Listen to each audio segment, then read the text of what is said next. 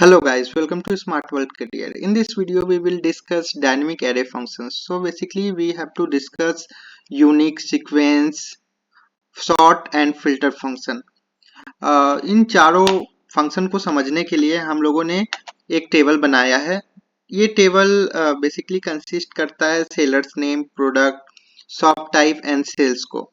सबसे पहले हम लोग यूनिक फंक्शन को समझेंगे. यूनिक फंक्शन जो है हमें किसी भी कॉलम से यूनिक वैल्यूज फाइंड आउट करके देता है. यहाँ पे हम लोग यूनिक फंक्शन अप्लाई करने के लिए इक्वल्स का साइन देंगे एंड यूनिक टाइप करेंगे. बेसिकली यूनिक टाइप करें. अब इसमें बेसिकली हम लोग पूरे एरे के लिए भी निकाल सकते हैं या फिर एक कॉलम के लिए भी निकाल सकते हैं. तो हम लोग बेसिकली प्रोडक्ट वाला ये कॉलम सेलेक्ट कर लेते हैं, ब्रैकेट बंद करते हैं एंड इंटर करते हैं. तो इसमें से जितने भी यूनिक वैल्यूज है ये हमें फाइंड आउट करके दे दिया. बेसिकली हमें यहाँ पे 5 यूनिक वैल्यूज दिख रहे हैं. तो ये है यूनिक फंक्शन का यूज. अब हम लोग नेक्स्ट समझेंगे सीक्वेंस फंक्शन का यूज. तो सीक्वेंस फंक्शन बेसिकली हमारे लिए सीक्वेंस क्रिएट करता है. सीक्वेंस कई रूप में हो सकते हैं, जैसे कि हमें 50 तक नंबर चाहिए तो डायरेक्टली ये 1 से 50 तक हमें अपने सीट में लाकर दे देगा. तो हम लोग इक्वल का साइन दिए, सीक्वेंस टाइप किए, सीक्वेंस आ गया. अब हम लोग अगर हमें 50 तक चाहिए तो हम लोग 50 लिखकर ब्रैकेट बंद करके इंटर करते हैं. तो ये हमें 50 तक क्रिएट करके दे देगा. अगर हमें गैप गैप में कोई नंबर चाहिए हो तो फिर क्या करेंगे.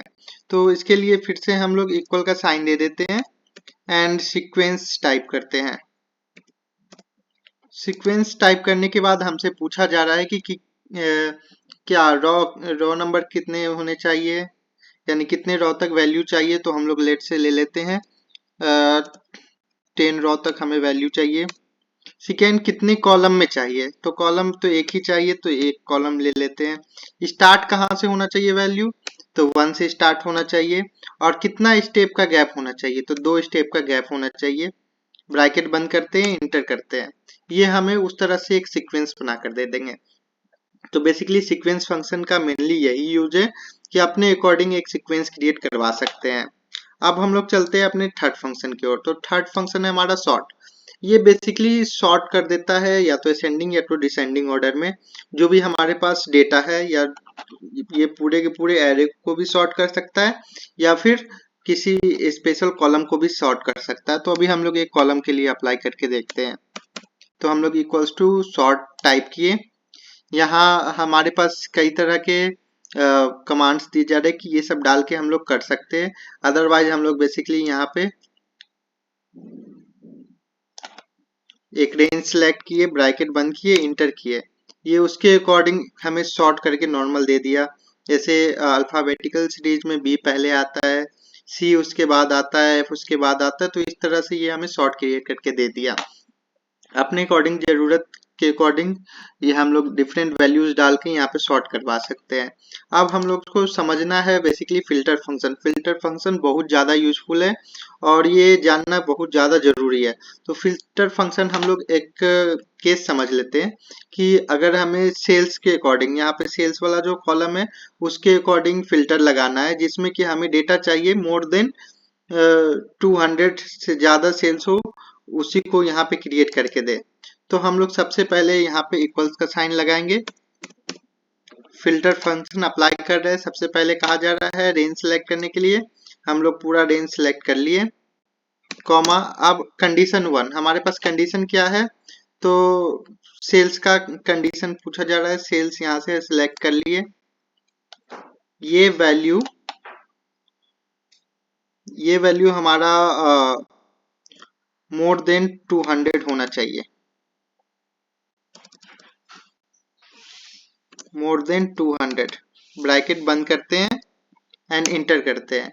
तो 200 से ज्यादा जिनकी भी वैल्यू है ये उसको फाइंड आउट करके दे दिया.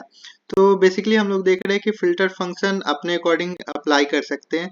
अगर हमें कंडीशन 1 से ज्यादा देना हो तो भी हम लोग सॉर्ट ये फिल्टर फंक्शन का यूज कर सकते हैं. लाइक कि मैं फिर से एक ले ले रहा हूँ, फिल्टर. अब रेंज सेलेक्ट करना है, रेंज हम लोगों ने सिलेक्ट कर दिया, कॉमा. अब हमें कहा जा रहा है कंडीशन सिलेक्ट करने, यहाँ से यहाँ तक। पहला कंडीशन है इसका जो है वैल्यू मोर देन 200 होना चाहिए।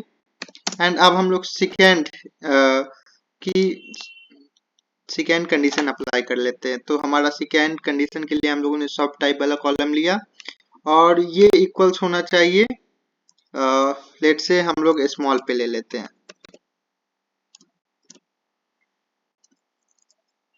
ब्रैकेट यहाँ से बंद किए, इंटर किए।